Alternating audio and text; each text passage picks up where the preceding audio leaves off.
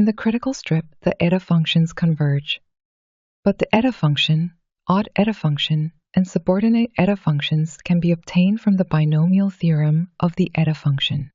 The subordinate eta function 3, 1 and 3, 2 of mod 3 can be represented again as the subordinate zeta function.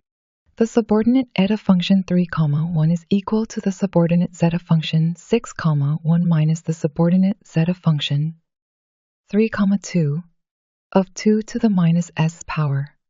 And the subordinate eta function 3, 2 is equal to the subordinate zeta function 3, 1 minus the subordinate zeta function 6, 5 of 2 to the minus s power. The sum and difference of the subordinate eta functions 4, 1 and 4, 3, like the subordinate eta functions 3, 1 and 3, 2, are equal to the L function of mod 8. The subordinate eta functions 3, 1 and 3, 2 do not have zeros and are not symmetrical even when going up along the critical line.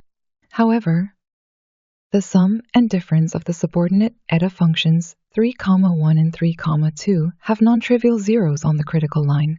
The sum of the subordinate eta functions 3, 1 and 3, 2 is equal to the L function of mod 3 of 2 to the power of minus s plus the L function of mod 6, and the difference of the subordinate eta function 3, 1 and 3, 2 is equal to the eta function of 1 minus 3 to the power of minus s.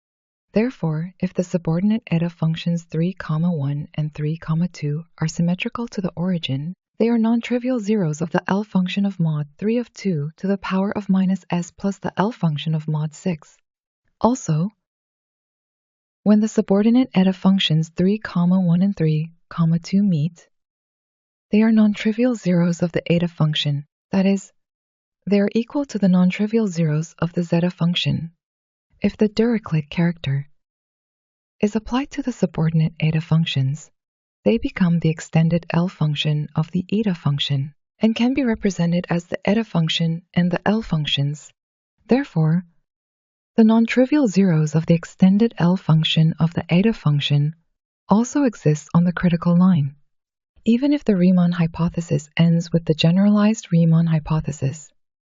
The generalized Riemann hypothesis for the extended L function of the eta function must be proven.